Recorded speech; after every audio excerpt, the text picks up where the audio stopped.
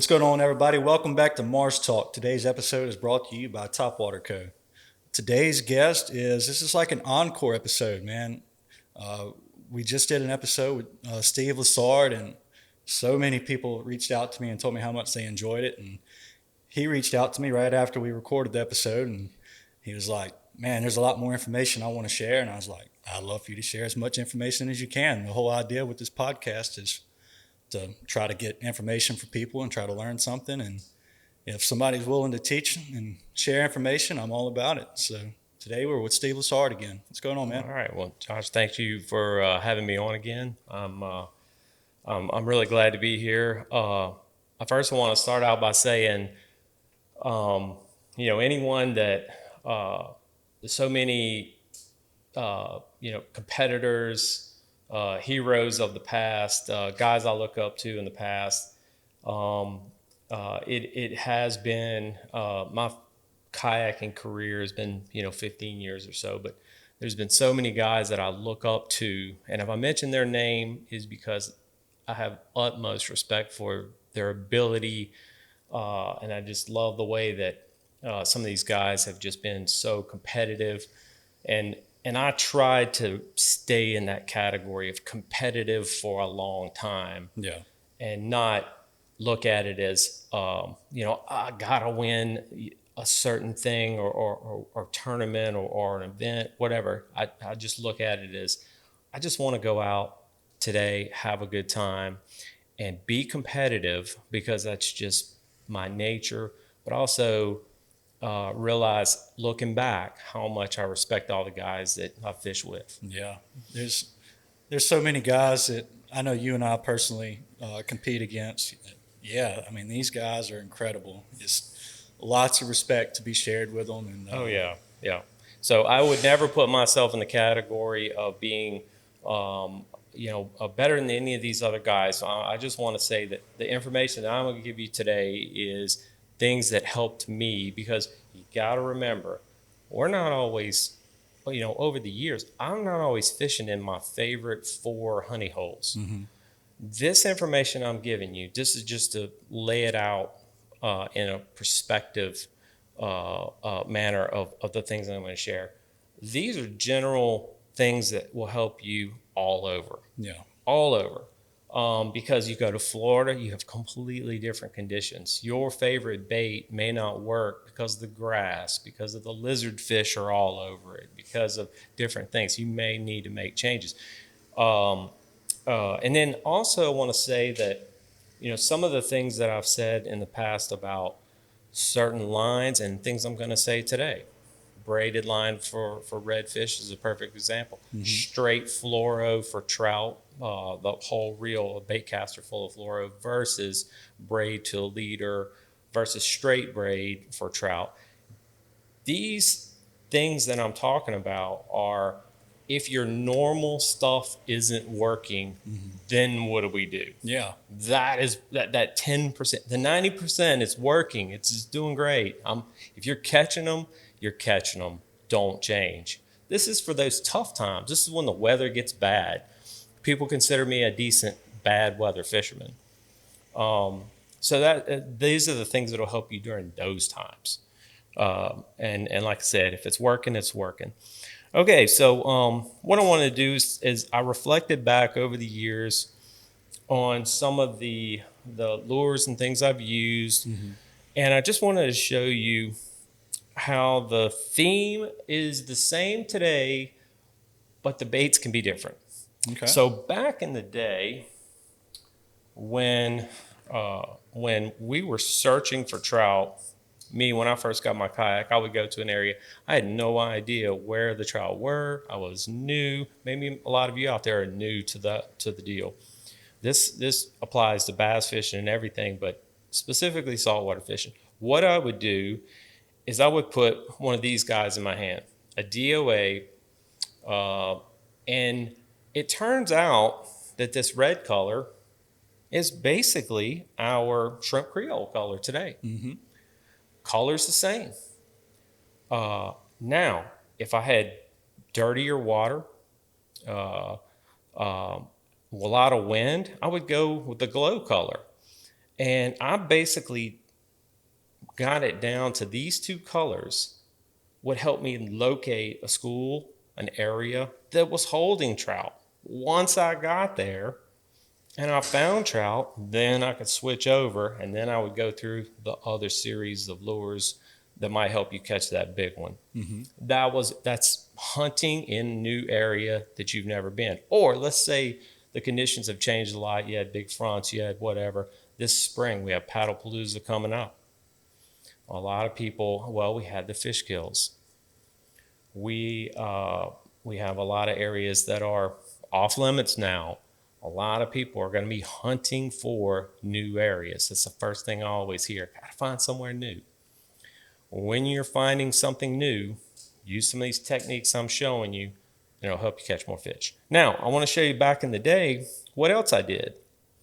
This little bitty sparkle beetle was also a big part of my arsenal. When did I use it? I'm going to show you when I used my search baits. These were definitely spring and summer. I would use them in the winter, and I'll tell you what the difference is. Right now we have, when the shrimp do come out, we're going to have little tiny shrimp. This thing was killer back then. We put a little bitty hook on it, and this was great. I had a lot of success finding fish. I've caught 4-pound trout on these little things right now, this time when the little brown shrimp are starting to pop out. So let's look at back then versus today. Today you have the most popular thing going is your little and your big marker 54s. I mean, similar theme back then. This is 25 years ago. Right. This is today. So your marker 54s, your little bitty ones, these are going to be deadly when the shrimp first come out, which is now. Now, I want to tell you one thing too, that in the early spring, to me, it is a go big or go tiny. That is the time of year I feel like we're in. When the bait is tiny and you're matching the hatch, let's say you're catching a lot of small fish and you found them. Okay, now you want to upgrade. You throw the big one. You might not find them with the big one, like I did back in the day, but when I did find them and I would switch over, I might catch 1/3 as many fish, but they were much bigger fish early in the year. So you're saying this time of the year, you're starting off with your baby shrimp, finding fish, getting something on the board, and then once you have something where you have in your bag, you're switching to a larger profile to try to target the larger fish. If I find them, yes. If I find them, then I'm going to go through a litany of baits, and then I'm going to try to do the upgrade. Now, if you know an area that traditionally holds fish, they're there in the past years. There's a big reef. There's a spot. It's great. You can start by going straight to the big stuff. You know what you can get them on, and that's fine. I'm talking about when you're hunting and searching and you don't know. Okay. This was my method for finding them. Top water is the next thing. I absolutely would use top water to find the fish. I would use a small top water. You get more bites. You get some blow ups. But I would rotate. So a lot of you when you see me out on the water, you'll see me use a spinning rod a lot. But I do have a rod set up with a top water all the time. So when I'm searching around, I'll be throwing my top water, I'll be throwing my spinning rod, and I'll switch. And when I'm switching, it's also helping with fatigue. A lot of times I'll cast left-handed with my bait caster, and then I'll make the right-hand cast with my spinning rod, and then I'll reel left-handed.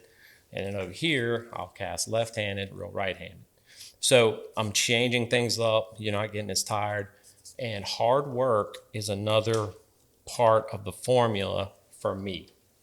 So work hard, don't stop casting. And you may have noticed that when you and I were fishing together, I don't stop. Don't stop? I mean, I Why, don't. While I was over there eating a snack, you were still casting away. I never stopped. But so this is one thing that worked for me in the past. Now, let's say you get into a jig situation, which I love. Jig fishing, it's just my favorite. Um, there's the other thing that I like to do is a light, a bright, and a natural. So just for example, here's a light, a bright. This could be chartreuse. It could be something, a fire color. Now I have a similar situation here with swim baits. So I have a white light color, a bright, and a natural. So this is the kind of thing that helps you find fish quickly when you find them, and then you tune your color path to a pattern to figure out exactly what they want. Some people are going to throw one or two all the time. That may work. That may work for you. Just for me, I like to fine tune. It does not hurt to take one off. And sometimes when your school stops on you, this is another important point. A lot of people just only like the natural stuff. When your school stops on you, let's say we were fishing at the dam recently, going with a shock color sometimes will fire them back up. Okay. In bass fishing, in the early spring, they'll throw bubble gum and white and this bright yellow color floating worms. Very popular. It's a shock color. If a bass has seen stuff or boats have been passing by, you throw that shock color and they get that big bite. So similar deal, and it just repeats over and over and over with me. I have early in the morning, let's talk about a time of day. Okay. In the morning, I tend to go with the darker or the more natural color. And the dark color, this is called morning glory for a reason. It works good in the morning, right as you have that twilight, nautical twilight, civil twilight. The black really works good. And there's another thing that's I really shocked some of the other anglers when we had an event and we had crystal clear water. It was spring. It was getting a little bit later in spring, but we had crystal clear water, and it was I think it was it Paddlepalooza. It might have been. We had some beautiful water, and I went with the black in the morning. It continued to work. Don't change if it doesn't. If it's still working. Mm-hmm. The black on a crystal clear bottom is a great color. Once it gets high up in the water column, this is a bait where you're going to bump it off of rocks or you're going to hit it off some oyster reefs that are deeper. This is classic jig fishing if you have crystal clear water. Sometimes the black is the color. Really? Yes. And then we talk about bright sun. For whatever reason, I tend to catch, and I will switch over. My normal everyday go-to color is like an ultraviolet or the white. Just my favorite. I don't have a green hornet, which this is very similar to the green hornet. I don't have the green hornet. It's packed up in my bag. I'm fixing to take a trip. The white is my go-to. This ultraviolet is my go-to color most of the time. I'm with you. That's my This favorite. color is just so universal. All water conditions, all weather conditions. If I notice that we have bright sun and the water is a little bit stained, it seems like the lemonhead outproduces it. And there's a time when you can tell. When you start, you're throwing, you're catching one every 20, 30 casts or it's just not the size you want or whatever. Maybe it's going to the shock color. Maybe it's changing to, well, when it's bright and sunny, this lemonhead sometimes really outproduces. This is actually the color I won the trout tournament with a couple of years ago. The sun came out and they just started stomping this color. And I was rotating. You saw me when I was fishing. I don't just throw one on and work it for an hour. I'm switching around. To make sure until the bite starts, and once it starts, I stay with it until it stops. And that's an interesting point. I did notice that. I have a habit of that when I'm fishing with somebody. I'm watching their every move, mainly because I'm trying to learn. I love learning from other people, monitoring their techniques, seeing what they're doing that I can add to my game. But yeah, you was switching a lot more than I typically switch. And Yeah. why? How do you decide? All right, I'm ready to switch to another one. Do you have like a certain amount of cast? Uh, uh, no, it's just a feel thing. Feel thing. If I'm not getting any, if not getting any bites at all, uh, sometimes if you've ever seen anyone that's at an aquarium, and anyone out there who's ever had an aquarium, and I had a bass in an aquarium when I was a teenager. I caught a little bass. I mean, a little tiny bass. I raised him up to about this big, and then finally let him go. But I would feed him stuff. The first thing you throw in there, he just mauls it. It don't matter what it is. You throw 4 or 5 more in there, and he just starts looking at them after a while. Or you throw something different in there, like I would throw 3 or 4 shiners in there, and then he would eat 1, 2, and then stop. Then you throw an earthworm in there, and then he goes after it and mauls that. That is the concept that got me thinking about, if there is a pile of them and they're kind of roaming around, okay, they've seen it once, seen it twice, go to a shot color, go to a different color, and that changing color, bam, 21, the first cast in the same spot. I don't know. It's just something that I think may help, so I do it. There's no proof that it works. That's just the way I think and the way technique I use. So I keep a grab bag of favorites, right in my bag right between my legs, and I'll just pull it out, okay, and switch out, rotate colors, and see if there's something that they're favoring. And then also you analyze the bite. How did that fish eat it? Did they just, is it gone? Can't even see it. Mm-hmm. Or is it just skin hooked up here? Did you get him on the side of the head? That will tell you a lot. If you're getting them on the side of the head and you're getting them skin hooked to change color, they're not really getting it good. Not fully committed. And if they're getting it in the mouth all the way, you got it. Just don't change. Right there is enough. That tells you enough.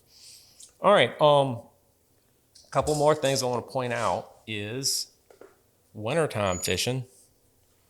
Wintertime fishing is kind of in that same scenario as early spring, where you have 2 sizes. Mm-hmm. Now, to me, it's small and very large. And the reason why is because I feel like most of the trout, and we talk a lot about trout. We'll get to the other two species.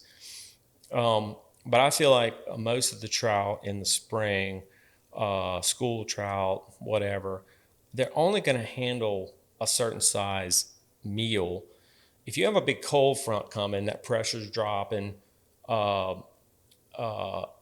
feel like it is possible that there's some instinctive thing where they're not going to eat a meal too large. If you go into a big, massive cold front and they try to eat a 7-inch mullet and it sits in their belly for 5 days, that can, be bad for them. Mm-hmm. That's where I always say, what is the water temperature? It's 52, whatever. And I said, okay, where was the water temperature? Because it really doesn't matter what the water temperature is now. It's where it was 3 days ago. So, and here's why. If the water temperature was 65 and now you're at 52, man, they might eat the tiniest thing. Mm-hmm. Just instinctively, I feel like they're going to eat something small. They can't digest it. Their metabolism's not high enough. If it was 48 and now it's 52, we're in a warming trend. Barometric pressure is starting to stabilize out. It was super high after that big cold front, and now it's creeping its way back down. You start getting a little bit of a southeast wind. The wind changes. Big bait. They can eat the big fish, big fin fish of some type of swim bait. The bigger trout. Smaller trout are just probably not going to touch it much, mm-hmm. if you're big trout fishing. So that's why I say big, small. The tiny bait, absolutely find them.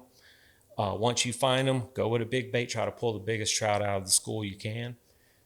In the winter, though, if we back up a few months, sometimes the smaller baits are the deal, but those bigger trout, I mean, like Brendan just showed us at Minimalist, we had the largest swim bait in the pack. He was throwing most of the day and was catching the largest fish on that, and he had the biggest fish at the tournament.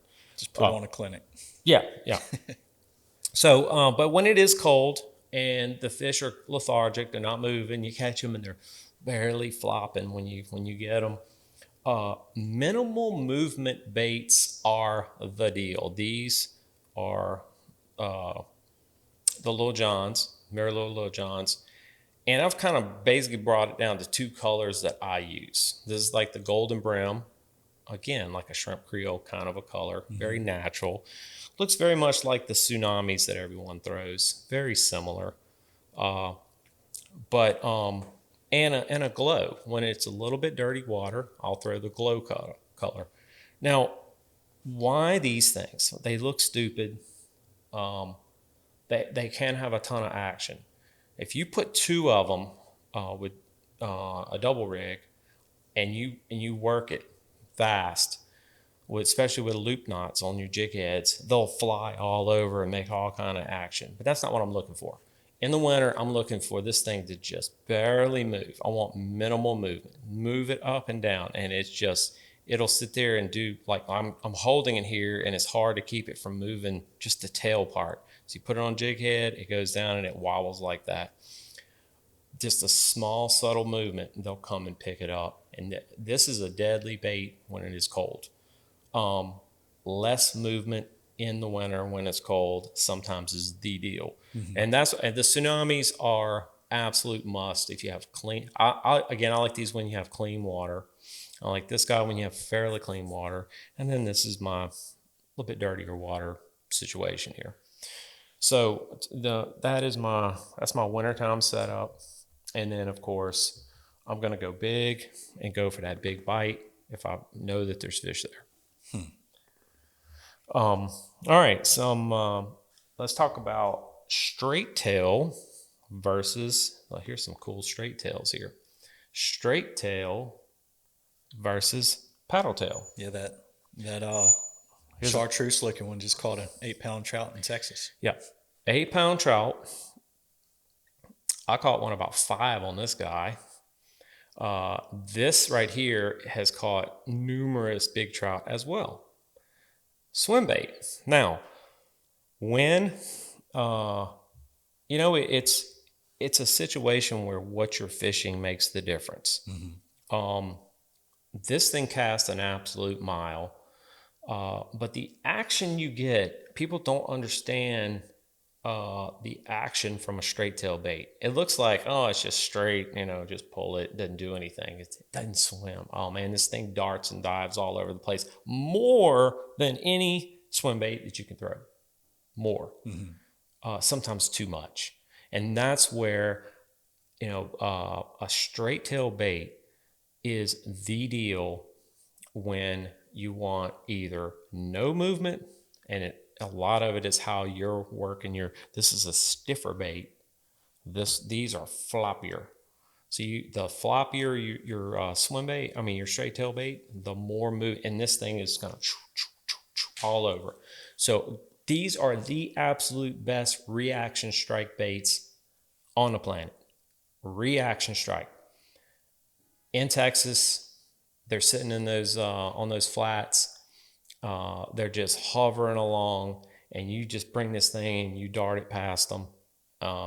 They can't figure out what it is fast enough, and they're just gonna jump on it. So straight tail baits, more action, and typically you'll see guys working them. They'll cast them out and then they'll choo choo choo and get into a rhythm. Is it 1, 2? How do they want it? Do they want like a sweep and a little pulse? Sweep, a little pulse, or do they want bam, bam, bam? And you just figure out the cadence, and the fish will tell you what they want. So now let's move into specialty baits. Why would I want to use this big old thing?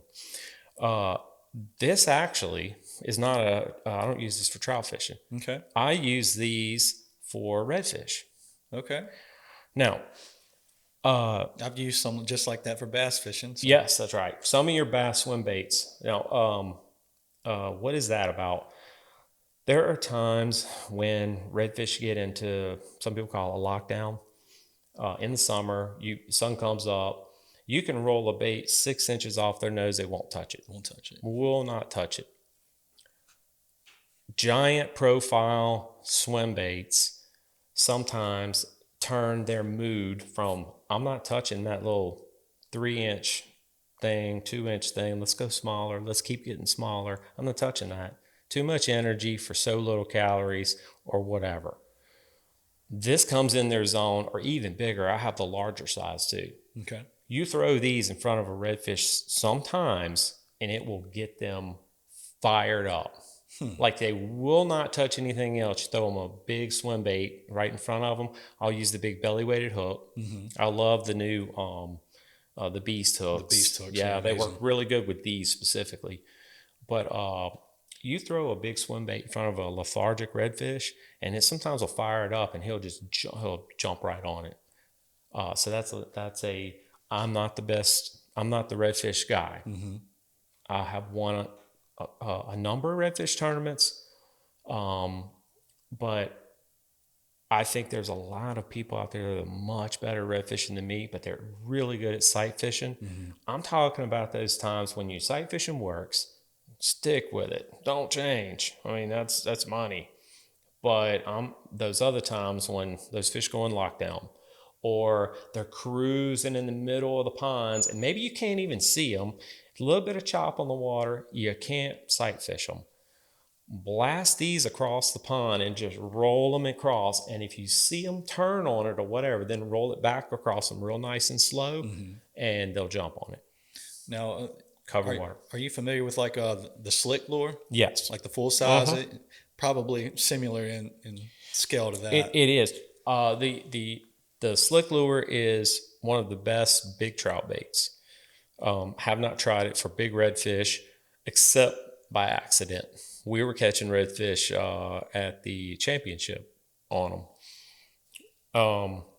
School came through, and they were eating them, and they were eating them better than other stuff. However, the hookup ratio is always an issue with those. But if you use a traditional like you can, I think the death grips work really well on that lure specifically. I like the small death grips. I like an 1/8 ounce. This is a quarter, but I like an 1/8 ounce, a little small. Here's a quarter right here. An 1/8 ounce. Put a little 1/8 ounce on there. I think it really works well on that lure specifically. But that is the same concept, but I like this because it swims, and I want that steady swim on the redfish that are lethargic. I don't want a darting bait. They're not going to chase it. This is like right in front of them, so they go after it. Now, another specialty bait is the bugs. The bugs is, when does it shine? When is it probably the best, one of the best lures when they're just picky. Now, this is, again, the 90-10 rule. The 90%, when your normal stuff's working, it's working. When it's not working, you get rejects, or you're having to get so close to them, and they're just in crystal clear water, and you're spooking them. Throw the bugs. It is the clear water. It is the best bait for clear water when they're picky. You can put some, and gulp is, the scent of gulp is, no one can deny that it makes a difference when it comes to redfish and flounder. They do like that scent. But you can take this rabbit hair of the bugs and put it in the gulp juice and squeeze it, let it absorb it a few times, and it'll get in there, it'll infuse in there, they'll come down, they'll nose on it, and boom, they'll suck it up. So I would have a few of these anytime you run in a situation where, man, I just threw a jig and need a swim bait or matrix or whatever. I threw a gulp, and he didn't want it, but this little fuzzy tail moving around, all this hair moving around, just gets them sometimes when they don't want the other stuff. Hey, now that is a great flounder bait also. That Yes. Yes. That also is another. Now, look at my other flounder bait that is very similar. This is a hair jig. Mm-hmm. Now, I've been using these since the 90s for flounder. And I really found how good they were for flounder by accident. And that was when I used to fish. I would fish Lake Pontchartrain, but then I also go on vacation, and I'd be in North Carolina along the coast. I would be in Florida, on the Gulf Coast, different places. And I threw this one time, pulled it out and threw it because I was thinking, oh, I'm gonna catch a bluefish or something.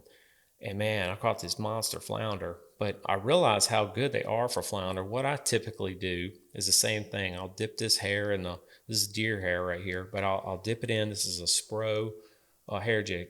This is the fringe. The normal stuff is a 4-inch gulp, curly tail or shrimp. Right. That's your normal.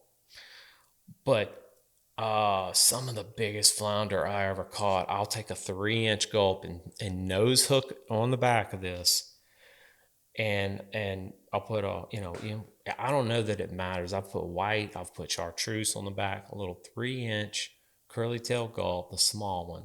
Put it on the back, and I jig this, especially jigging it over in Lake Pontchartrain. They just big flounders. Stomp this thing. I've caught some 22s, lots and lots of 21s when I was using the other stuff and it wasn't working that well. Right. I made a change. Again, I made that change, and man, I started. So that's one of my specialty baits for flounder. And it's a specialty bait for flounder and redfish. Like you said, flounder also like this. And you can order these in different colors. I don't know the color matters that much for the redfish. I like this kind of shock orange color here. Mm-hmm. But for flounder, go for something in the whiter, more natural color. I feel like works good for flounder. All right. So I'm going to talk what goes with some of this stuff is the good old cork. Old popping cork. Old popping cork. Okay. So some people just hate corks. It's me. I hate them. Floats, whatever you want to call them. We call them corks, down here in South Louisiana. So you can see how wore out this one is. I mean, I think I've used it for years. But when to use them, when they can help you, and really, if you're on the hunt for fish, you're searching around, and if you put a shrimp underneath them, it does help you cast. When you got wind, a cork absolutely helps you cast. Right. You get these little light baits out there. This time of year, you're not getting that bait out there without putting it under one. So when you're on the hunt, you're looking around, you can use a cork. I think that these are fantastic, the 4 horsemen. However, I think they can scare off a lot of fish at times. I think people overuse them, and I think people are too aggressive with them. They get excited. I want to pop it hard, and it just pow, pow, pow. It's just too much, and you end up with 12-inch trout. A method for working this, and when I work it, is when I have dirtier water, I have a lot of wind. That's when I'm going to use this. Yep. I mean, really a lot of wind is when I use this. Yep. If it's not real windy, I'm probably not using it. But it also works the closer you get to the coast. Mm-hmm. See, you go out, the charters, they go out there to the islands, they go out to the barrier islands, they go farther out you go, it's a lot of wind out there, wave action, you just have a lot of background noise going on. These work great out there. Sometimes I think you're in such big schools out there that it's good to have more noise. Yeah. We're mainly marsh fishing in the kayaks. And there are times when I want this little subtle. And also the way I work these is I'm going to start out very unaggressive with it. I'll make the cast. Got this little shrimp guy underneath here. I'll roll it over and let it roll back over. That's it. Let it sit there for a minute. Don't get too aggressive with it. Mm-hmm. The catfish haven't come in yet. When the catfish come in and you let a bait sit, you're going to get a catfish. But they haven't quite come in yet, so you can get away with this. Bring it, right over your spot and let it sit for a minute, and then pick up the pace, change your pace on it, and see the cadence and see what works. But overworking it gets you less fish, I feel like. Now, the one I use the most is this.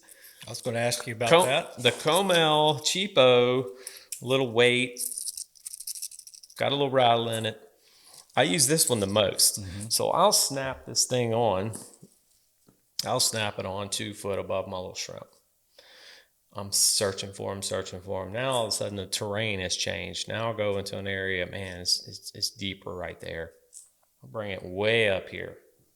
You have to wait longer to let your baits get down. Right. And that's where using a little swim bait style lure with maybe a 1/16, an 1/8, even a 1/4, getting it down there, but getting that depth down. This has been what do they call it? The hack. This has been my hack over the years with finding fish or cork fishing. Is I'll put one of these little guys on and I'll move this thing around until I find exactly where, oh man, yeah, right there. They're hitting it at that depth. Yep. Better than they were at that depth. My leader keeps getting shorter. Oh, my leader's short. I'm not going to retie. My leader's this short. I'm not going to retie. Sometimes short leaders work, but having that adjustability is what I've done. Now, you can turn these over and it makes kind of a little bloop sound, a little gurgling sound without too much noise. And I've caught really, really big trout by just popping one of these on versus the whole kapow, kapow, So that's been one of my things is I use the noise. You can see how wore out this thing is. I use it when I have a lot of wind, a little bit of muddy water. I'm closer to the coast. Those are kind of my rules. As just when the shrimp are really, really going good, I like that. The higher pitch sometimes works better. And then the little snap-on cork, I feel it catches bigger fish. Okay. That's the big fish hack right there. Less is better when it comes to these. All right. That's good to know. I use that same cork, but I've never found that I've caught bigger fish on it, which to be fair, I don't throw corks a whole lot, but I love it just for the ability to conveniently change water column. Yep. Really That's nice right. For that. And one other thing before we get off the subject is if you're going to use any type of shrimp imitation under a cork, always tie a loop knot. So I use you can use the no slip loop knot, or I use the lefty cray loop knot, which has got one slight turn change in it. The small loop knot is, I feel like, essential to get the most action out of your bait. So if I want a lot of action, I want this thing to dart and dive in my straight tails more, I want a loop knot.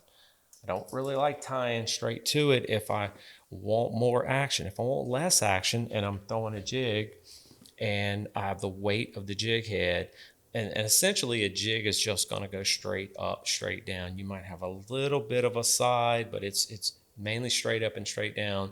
Not a real big advantage for tying a loop knot on a straight jig. However, something under a cork and any kind of a straight tail bait where you want that dart and diving, do a loop knot. Okay.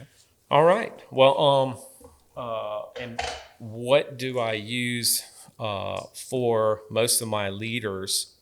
We'll get into that real quick before we switch over to hard baits. Hard baits are the fun thing. So what I've done over the years is I've basically figured out that I use fluorocarbon, as I have some somewhere. I use fluorocarbon. I use mainly Cigar Blue, the Yozuri in the small rolls. I've tested them at home, broke them on I've got a scale. I break all the line that I use, I test it all out. And I found that, Cigar Blue is very reliable on the water. I've only broken off a few times, not many. Okay. whatever it's rated for, no matter what knot you tie. And I've tied, you know, all the common ones, Palomar, Trilene, uni knots, and the new fancier knots that everybody, the double San Diego Jam, the Pitson knot, I tied them all. Okay. And I'm pretty consistent that your fluorocarbon lines are going to break below their rating, not above, below. So 20-pound fluoro pretty consistently breaks somewhere around 17 pounds. Okay. Some that is leader material. Some of the line, it's something like 80%. Now some guys will do it on testing machines and whatever. I'm doing it on a scale. I'm pulling it. It may be slightly higher than that, but it's not over the rating. Yeah. My digital scale, I pull. I'm reading the highest number. Pow, it breaks. So I just read the last number I got. I started using this back in the 90s, original P-line. This is CXX. Now, this one, there's a lot of them out there. Maxima is another one that's the same type of line, real hard, awful on a reel to put on a reel, spool on a reel and cast, but the best leader there's ever been. Okay. You can buy expensive mono like the Momoy Diamond. That's some really good stuff. I'm going to be using that for tarpon coming up, snook fishing. It really over tests. It's super good line. Now you've probably seen some videos. Some of the Salt Strong guys out there, they do line tests, and their conclusion was that your fluoros break way earlier than your monos, and abrasion resistance. They're much less abrasion resistant than the hard monos. And I'm talking about hard monos. Like, this is the category of, don't put this on a rod and reel to cast. It's really okay if you're going to flip, real short stuff, your bass guy or something, but not good for long cast. It's got too much memory and all that, but makes a great leader. When we fished Pontchartrain, I would put this 15 on, and I could go through 20, 30, 40 trout, and I'm like, man, my knot just is still good. It really overtests. So the 12-pound P-line CXX, this is 15. The 12-pound consistently breaks at 22. Wow. More than 20-pound fluorocarbon. Consistent. I'll have to do a video and show you. Yeah, for sure. The 15 is like 26. The 17 is like 28. I mean, it just keeps going up. It's 175% of its rated, number. But the downside also is after you've is tying knots. Yeah, if you tie the wrong knot with this, like for example, you can tie a 4-turn trilene knot, and it's great. Palomar's okay, breaks a little bit less. 4-turn trilene is great. A loop knot is fantastic with this. You can do a 4-turn lefty cray loop knot, and it won't break. I had the 12 on and caught a 47-inch bull red. 47-inch. I wasn't trying to catch bull red. 12-pound mono. 12-pound mono. But I know a lot of people make the same claim. Yeah, I did that with fluoro. Now, do I use fluoro? Absolutely. I love fluoro. I use the line as a lure. Yeah. This is going on my top waters. This mono. This is going on my hard baits when I don't want them too deep. I want them up in the water column. It's going on my hard baits. Okay. They make a crystal clear. I do have some crystal clear at home from fishing, going to Florida. I have that packed up actually. So if you don't believe that, like I typically run a rod length of leader. So I don't. So I don't run a little tiny 3-foot leader. I'll pull it out. I'll pull a whole rod length of this. I'll wind it all the way back in. FG knot's great. Alberto knot is something I've been using for years. If I'm on the water, I'm just going to tie a quick Alberto, about an 8-turn Alberto, and you're good to go. Okay. So that's been my go-to. Now, when I want my lure deeper, if I'm jig fishing, I need to get it down. Do feel like you get more bites with the fluoro. What happens is a lot of times as your mono is sinking, you'll get a loop up, like the lure's going down and it's dragging the line in a loop this way. So as it's pendulum down, you have it that way. Fluoro can do the opposite. The line is down here and the lure is behind it. So it makes a big difference on the fall rate. And I do think that fluoro is a good thing to use and think about as a lure.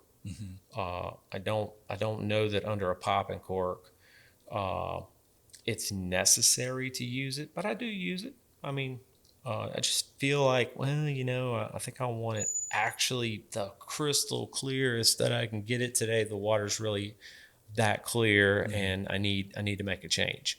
So I keep a roll of all this in the kayak, pull it out, make a change. As far as braid, I typically use I use 2 different ones, but I think the original Power Pro is fine. I like the Power Pro V2. I think the durability on it is unbelievable. So this is 30 pound. Now, 30 pound cuts really easy.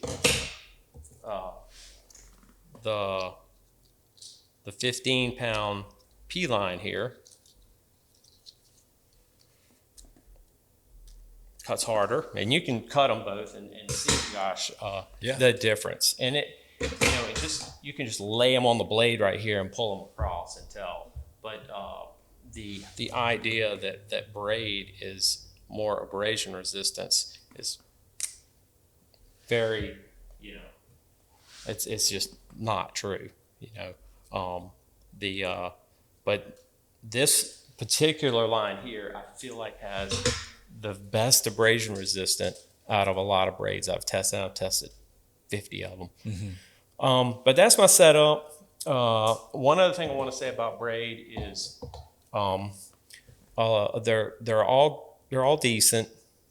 It's hard to use a bad one, but I think line management is something you have to learn that is more important than saying, suffix 832 is no good, or something else, or whatever. Oh, it's no good. Well, I think the line management, how you're handling the line, how you're working your baits, getting ahead of yourself, getting your rod too high, the wind wraps it around the tip, things like that. Line management is more important than saying that one is better than the other because of wind knots and all that stuff. Yeah. So that's our deal about our setup here on plastics and all. Now we'll get into top waters and hard baits. Okay, sounds good. Topwater Co. is a premium online retailer for your tackle and gear needs. From their speed clips that make switching baits on the water a breeze, to custom small batch topwater lures, to any of your other tackle needs, they have what you need to get out on the water and make the most of your experience. If you're looking for the gear to get you to the top of your game, check out Topwater Co. All right. What we can do is I've just got my box open here, and and I will show you some of my favorites over the years. Now, one thing that I talked about with the plastics was what we used back then and what we use now, kind of scenario. Well, it's kind of the same thing with hard baits. There wasn't that many options in the 80s, 90s. Mm-hmm. But back then, talking about jerk baits, one of my favorites was the Catch 2000. It didn't fall real fast. I could cover a ton of water with it. It's heavy. I can throw it a mile. And it has a nice little darting action. Caught some beautiful trout, over 6 pounds with these. And I had the same kind of idea back then. I used a bright color and I used a natural. This has just been my go-to over time. See which one works, see which scenarios you're facing, and go with it. A lot of things that worked back then work today. These still work today. But today, we have another category, very similar, which is jerk baits. This is the little Berkeley. Very popular.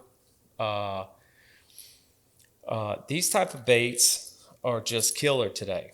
Now, back in the day, what did I do? I used the Bomber Long A.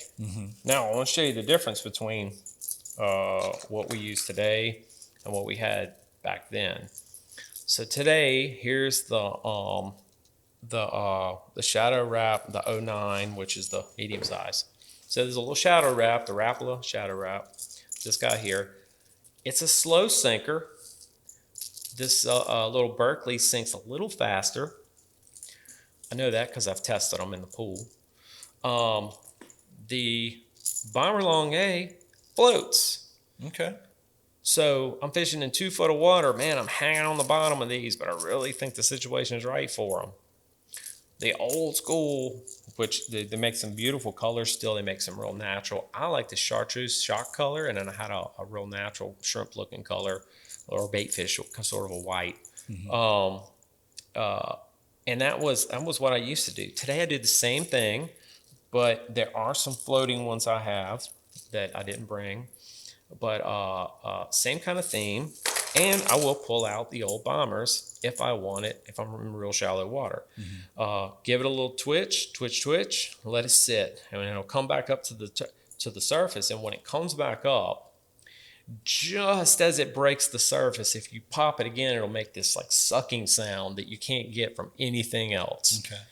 And you do that one time or it makes that nice sound, stop it and don't move it for a good 5-10 second count and see. And that's sometimes the biggest trout in the area will smash these.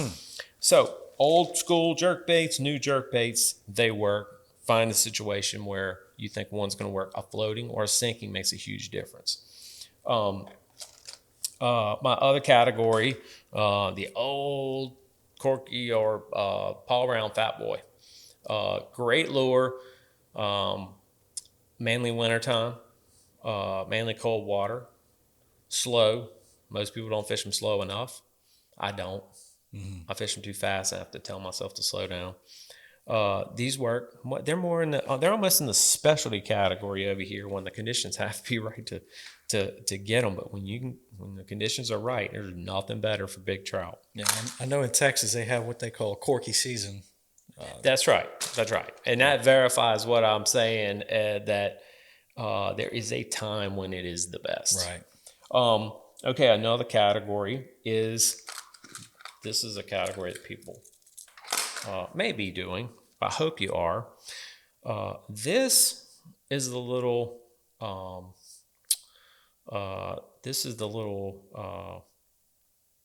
instead of what is this thing called? This is called it's made by Mirror Lure, but it's the same thing. It's a Paul Brown. This guy right here is the best follow-up bait. I can tell you, you can cast these an absolute mile. And what happens is, if you have, now what are you following up? You're following up a topwater bite. So say you're throwing your favorite topwater. He just missed it, and you want. I won a tournament in Point Shin. No, not Point Shin. We were doing the the turkey trout with Lafayette Club out there at the point, Okay. and had a massive blow up right here. This favorite topwater. I follow up, and to which at one time, boom, he's on. Big trout. Just a great follow up bait. I put this on my spinning rod. Have it ready to go. Now, the other bait that looks just about the same, but it has a different fall rate. It's lighter. Also a good follow up bait, but the good old Mirrodine. Mirrodines we've seen have won many tournaments. Recently, a couple years ago, won the championship on a Mirrodine. Caught some nice ones on this bait, and there's so many people who tell you stories of catching monsters on it. There's a time of year for some baits like this guy right here, but there's no time of year for this guy. You can really use this thing year round. Absolutely. It is a year-round killer. But I do like to, again, I was talking about my line. I like to decide how deep the water is, where I'm throwing it. Am I going to put it on some mono? Because I don't want it to fall too much. Or do I want the fluorocarbon? Get it down.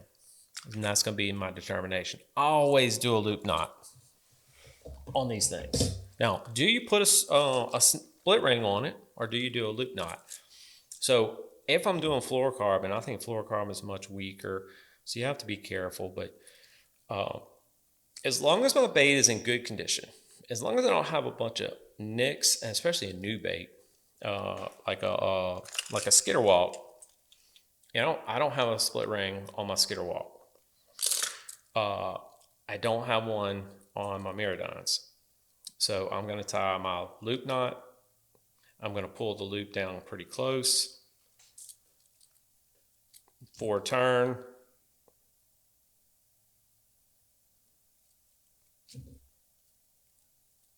There's a complete loop knot. All I have to do is trim my tag. That fast, very strong. Now, I don't want you to hurt yourself, but if you want to try to pull that, you can pull it later and see how strong that is. All right. But that is ridiculously strong. Yeah.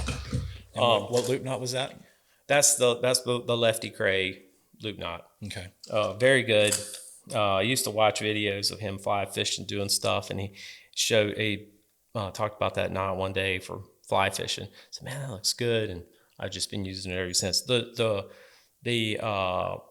no slip loop knot is also good. I find it more difficult to tie, and I don't think there's any major advantage other than they emphasize that with the no slip, your tag end points down just a little straighter, and with the Lefty Cray, just when you cinch it up, I just pull the tag down and cinch it up, and it's still pointed down. So I don't have it. It's not pointing up. So it's not going to catch any grass or anything. But you got treble hooks back here to catch grass. So, I mean, that little bit of tag is not going to hurt anything. Yeah. Florida, when you want to go with like the straight hooks and take the trebles off, or if you're on the Gulf Coast where you have a lot of grass, Texas, you have a lot of grass, you might want to go with the inline straight hooks. Grass is a consideration, and I understand why you want to be very particular about your knots. I haven't had any problem. Now, another search bait that has been real successful, and see, I still have the loop knot tied on this one. I know it's not everybody's favorite big trout bait, but it's a really good search bait, and that's the Little Spook Junior. Chartreuse head, bone, natural, black. Keep the same kind of theme, I see that. white, a bright, a natural. I have this one I've got ready to go on this trip. The snook over in Florida, they say like bone topwaters. So I'm gonna search around with this guy and see what I can catch. Very, very good search bait. I find that you get more bites and you can locate a school of trout And if I do locate a school of trout, the next bait I'm probably going to throw in there is going to be a choice. Now I'm going to pull out 3 baits here. Okay. I'm going to say, all right, I think I found some trout on this point. Now, do I go with she-dog, high pitch? It depends. I like these later in the summer. I like them when we have a lot of wind, and we have a lot of sun, and I like them in the middle of the day. I don't know why, but I just that high pitch I feel like works really well in the wind. But it's not I'm gonna try different ones, and I'm gonna see if I do get a result that is different. I do like the high pitch in the wind. A lot of background noise going on. I kind of feel like it's just more obnoxious and seems to work when you have a lot of background. Yeah. A nice natural, lots of white bottom, little trout color here. This guy here, deeper sound, is your normal go-to. But if it is a slight, just a little ripple, and have a lot of sun out, and there's not too much current, and just things that disturb. A super spook is one of those baits that I feel like as I'm closer to the coast, it works better. As I'm more in, I don't feel like it works as good. But when I'm closer to the coast, I caught a star-winning trout on this. Caught a IFA trout that helped me win one of those. It was just that condition where the coast, it was barely any waves. There were just little rollers, not a lot of wind. And that super spook will do this more glide, choo, choo, and it'll glide more, choo, choo. Tie a big loop knot on there. And that big gliding motion, I think, works really well on those big fish. More of a tight, choo, choo, choo, choo. Works, I feel like, better, potentially, inshore. But I try them both. Now, chrome, I like to use when we do have especially sunny days, or we have a front and you have high pressure. I feel like chrome works better. And then I'll throw in a shock color in there when there's nothing going on. And one of my favorite shock colors, like we had one picture that we posted on Bayou Coast of me holding the trout over there in Grand Isle. I think it was still on the page. That trout was about 20, I'm wanting to say somewhere around 23, but I didn't measure it exactly. I just measured it on my rod, and when I got home, I was like, yeah, it was about somewhere around 23. I was on this pink. See how wore out it is, how much I've used it. It's got some teeth marks. Yeah. So when you have that bright sun, sometimes those bright colors like that seem to work well. Yeah, and I've done well on them. After throwing this one for an hour, and I make a change, and boom, I catch a big trout. Yeah. So you tell me, did I just get lucky, or was it the change? I don't know. I just do it. Just do it. Just try it. Doesn't hurt. So that is that's my arsenal. I do throw in the black. I've caught a few really nice ones on the black. The black, when to use this? Obviously at night, obviously early in the morning, or right before the sun goes down. Anything that's black, I feel like can work good in a low light situation. But also use black when you have muddy water and you just can't get away from it. Oh, well, we're looking for clean water. What are you talking about? We can't always help it in the kayak, and we can't just always make a move.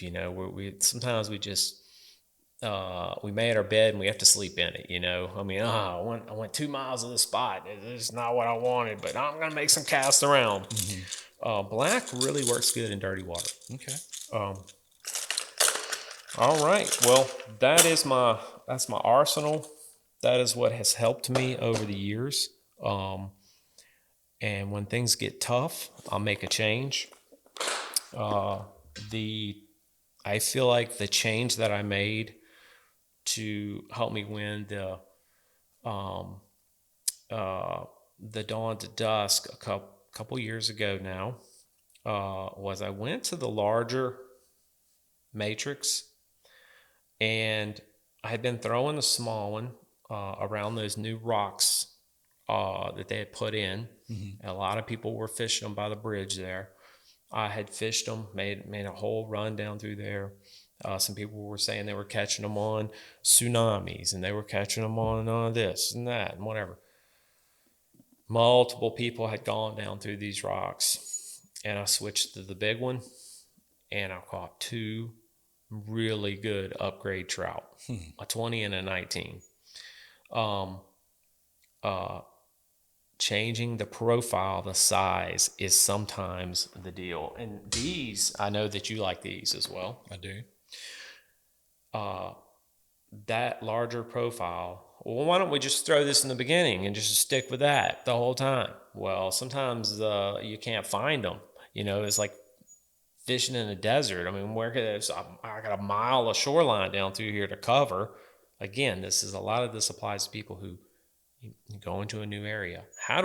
If I want to go in Paddlepalooza and I'm going to go fish, let's say I'm going to go to, Fouchon, and I'm going to start taking that place apart because, Leadville, we had a fish kill. Maybe I don't want to go. These things that I'm telling you to go first find some fish, then do your monster hunting has been one of my things that's helped.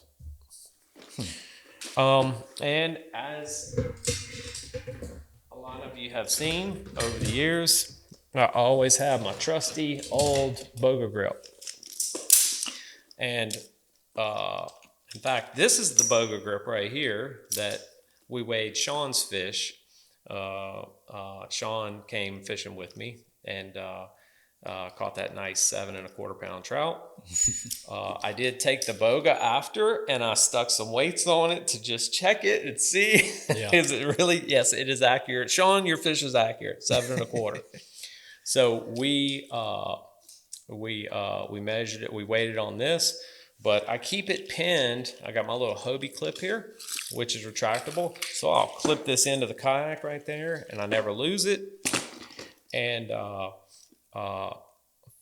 flounder in the bag, big fish in the bag. I'll pin them.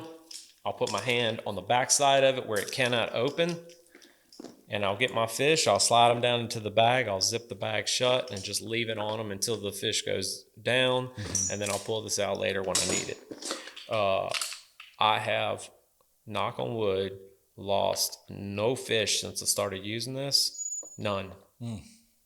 Flapping out the kayak, blah, blah, blah. Look, this thing is at least 12 years old, and it's like brand new. Yeah. I mean, it's still just flawless. But there's a lot of brands out there. Get what you want, but use one of these. It helps a lot. All right. So you got any questions, Sean? I don't, man. I'm in information overload right now. I think the only thing we didn't really touch on was, is there a certain time you're throwing a hard bait over soft plastic or vice versa? Yeah, that's a good a good topic. If I'm going to go and diagnose an area, if you're in real shallow water, it makes it difficult to throw plastic. That's one thing, and that's where like we were talking about hard baits. If I'm in real shallow water, I can throw my little floating bomber in 1 foot of water. Yeah.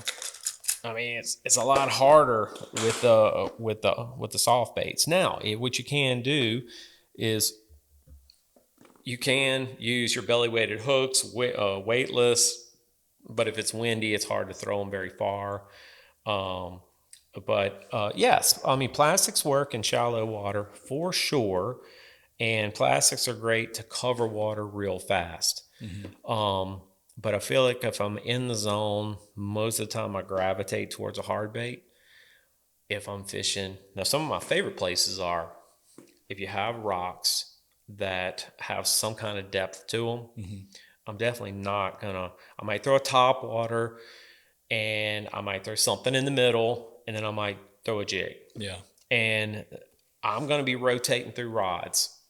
And if the jig's tied on, the top water's tied on, some kind of suspending bait or a slow fall bait, I've done really well by using, the old school DOA with no cork, just tie it on and put a piece of a fluorocarbon on it, let it do the slow fall, and have really done well. But the top, middle, bottom is using my technique. And to be honest with you, I try to use all three in every spot that I can. Okay.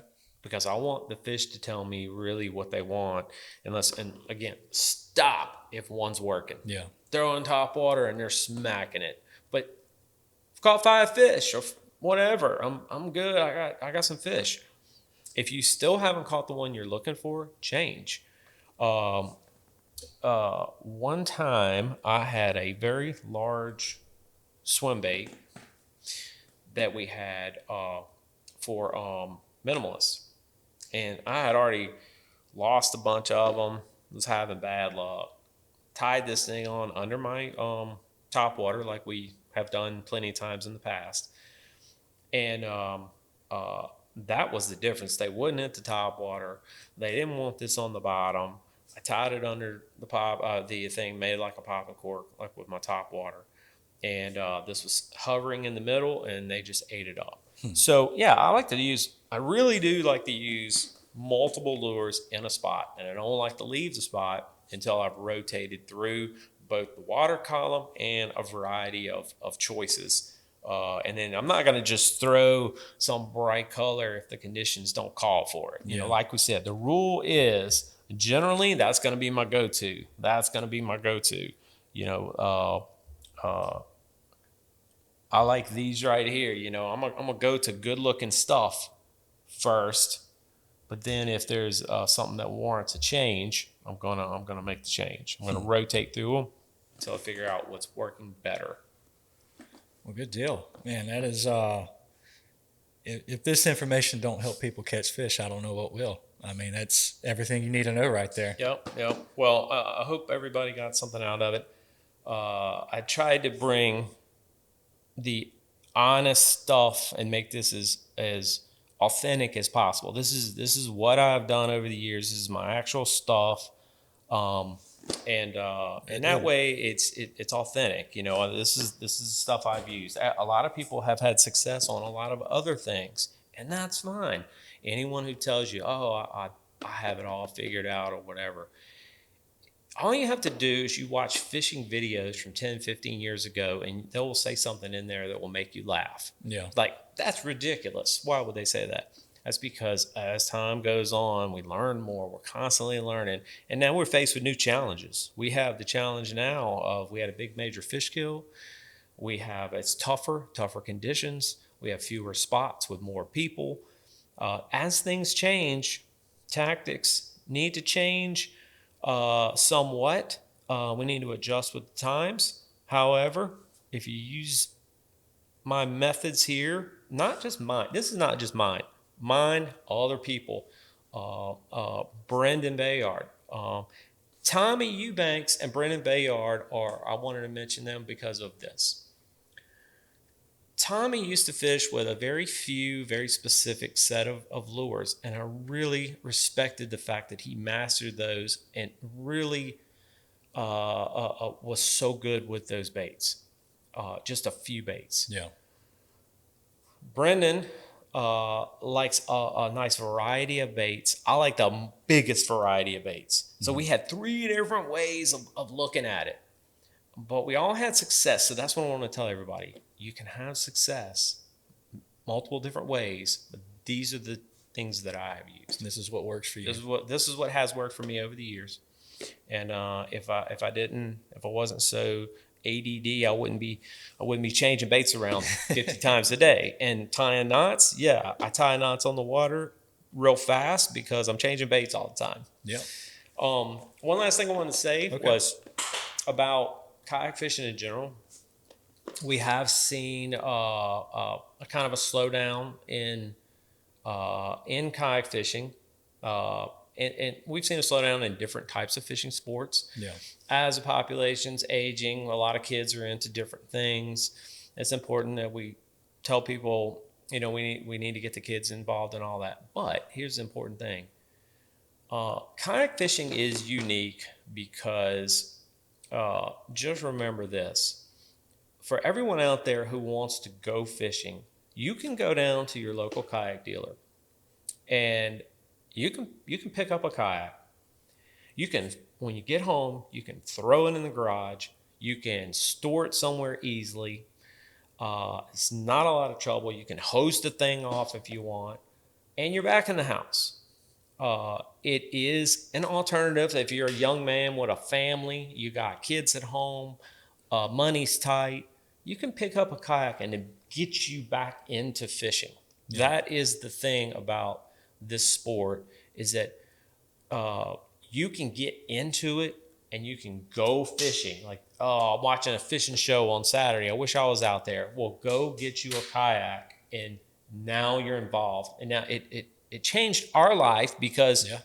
we have this thing that we look forward to now, and we have for years, and probably will for a lifetime. You can get involved for less than you think, and it's just something that it doesn't take someone with $100,000 boat to go fishing. You can go fishing in a kayak for hundreds of dollars for a used one, few thousand for a really, really nice one. Yep. So just keep that in mind. And to that token, kayak fishing for me, not only has it progressed my love of fishing, but I've also made some incredible friends, met some Absolutely. incredibly talented anglers through it. So I owe a lot to kayak fishing, and I love it. And yeah, I would Yep. love to encourage as many people to get involved as they can. That's right. All right, Josh. Well, thank you so much for having me. No, Steve, I appreciate you coming on here and being willing to share so much information to people. All right.